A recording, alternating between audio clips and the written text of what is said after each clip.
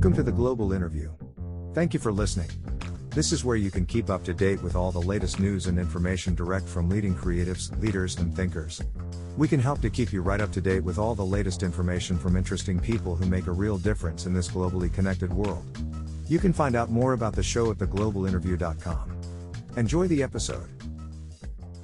Barry Murphy, Managing Director at Sage Ireland. Barry is the Managing Director of Sage in Ireland. With a background in small businesses, he leapt into the corporate world in 2011. His prior background in running SMEs, and his extensive international experience in direct and channel businesses has allowed him to apply a rational and customer-centric approach. Barry has more than 25 years' experience in sales and leadership in various tech and non-tech industry sectors around the world. He has a young family with his 2 girls now taking up most of his spare time. Tell us about your current role and what you like about your career or areas of focus. I lead 2 parts of our business here. The first element is to support our market presence here locally in Ireland. The second piece focuses on supporting our multidisciplined staff across our sites. The common denominator is enabling people to be their best every day. What inspires you, motivates you, helps you to make each day count? In work, I love to see people succeed and grow. And have fun. Whether that is customers, colleagues or partners, I genuinely get a great kick out of it. I also come from a small business background, so I feel I would have the first-hand experience of the day-to-day challenges that face SMEs. In a corporate world, I believe it's important to have my feet on the ground as my background helps me to connect with our customers. And what we do is of real value to businesses. On top of that, Sage is very connected with the community through our Sage Foundation. This gives us a variety of avenues to give back to our community, and I find this to be really rewarding.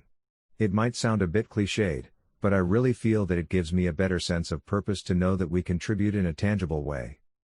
Outside of your professional work area, what hobbies or interests do you have, or what other areas of your life are of real importance to you? I'm a huge sports fan and dabble a bit with golf and keeping fit. The golf has gone by the wayside a bit once my kids came along. But I don't miss it, as I'm one of those that really enjoy spending time with my kids. When it comes to your life-chosen career, is there a phrase, quote or saying that you really like? There's never a bad time to make a good decision. What are you most proud of in your life?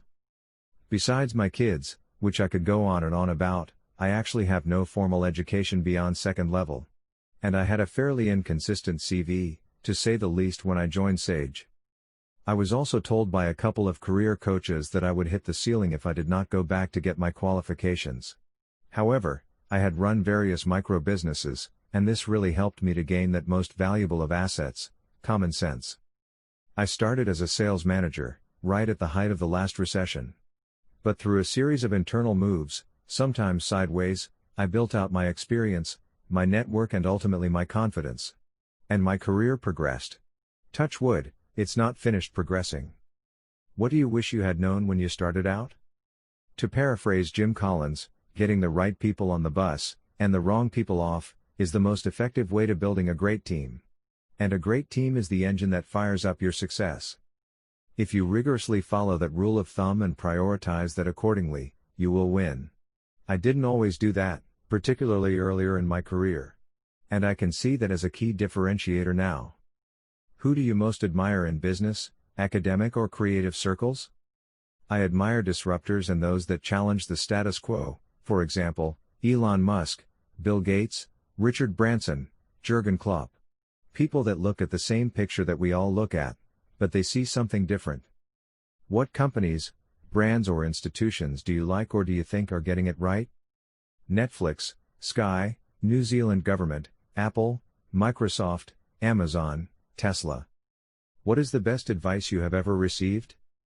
Get out of your comfort zone as often as you can, as it helps you to develop. For example, I really feared public speaking. But I read up on how to approach it, gave myself a real event deadline and practiced. Now I'm not a fantastic orator by any stretch, but I feel I have developed to be competent, and therefore confident, enough to not worry about it. And getting out of your comfort zone is actually fun most of the time, believe it or not. What drives or motivates you each day in a work environment? I have young children, and watching them and how they use technology from such an early age is a real eye-opener. Not to sound too much like the old man that I sometimes feel I am now, but this is not the same as when I grew up. Kids are now hardwired to use evolving technology. The pace of change is fast and yet it's accelerating. And it will continue to accelerate. I love being part of driving that change. Ultimately, we have to help our customers to thrive, and I believe what we do is not only helping them to succeed today but is helping them to build to the future. What are your thoughts on the future of social media? Social media is already mainstream media. And that carries opportunities and risks. Cambridge Analytica is an example of how this source of big data can be used nefariously to drive the agenda of the highest bidder. But big data is also used to drive social change in a positive way. Look at the groundswell that has arisen on the back of Greta Thunberg's environmental activism.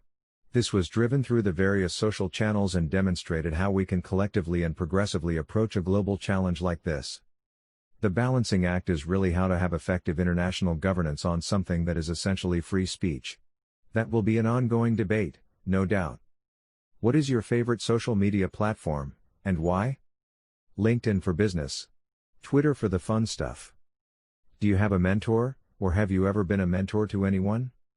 I had a great mentor earlier in my career, they have since retired, and this positive experience and guidance made me feel like I really had to pay it forward. Hence, I am a mentor to 2 people currently. I think mentorship is a great way to get no strings attached advice, ideas and insights from a mentor's experience to help mentees navigate and thus enrich their career. How do you network? What is your preferred way to network? Face-to-face and in person are my preferred ways to network.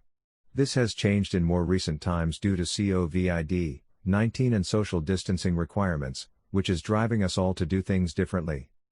But I think we are all agile enough to learn how to still connect effectively using technology. In truth though, I still look forward to the days when we won't be concerned about shaking someone's hand. What advice would you have for someone looking to get into the same area of work?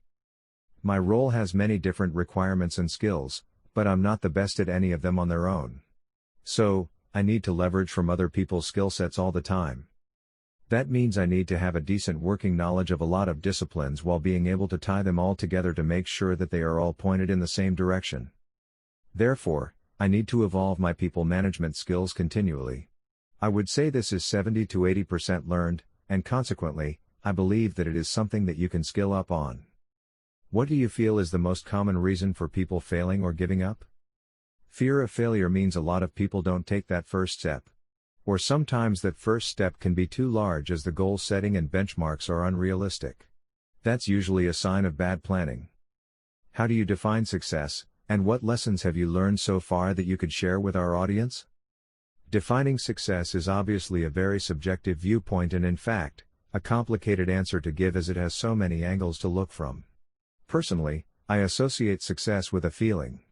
A sense of contentment, fulfillment, or personal happiness is the moment at which I feel successful. I think it's really important to recognize those points in time when you have achieved your success as it gives you that bank of positive experience that you can build from. I also feel that while succeeding on your own feels good, success with others feels a whole lot better. What skills do you feel have helped you to become successful? Listening. A former boss of mine used the old adage of 2 ears, 1 mouth, use them in proportion all the time. Probably with good reason with me at that age, and that has always stood to me. But that didn't actually come naturally, I had to work on it and try to create the muscle memory to become an effective listener. The good news is there are lots of tools out there to help to develop this skill. Common sense is also quite underrated in my view, and yet it is so important. Is there anything new that you are working on or involved in that you would like to share? COVID-19 has hit some people and organizations very hard.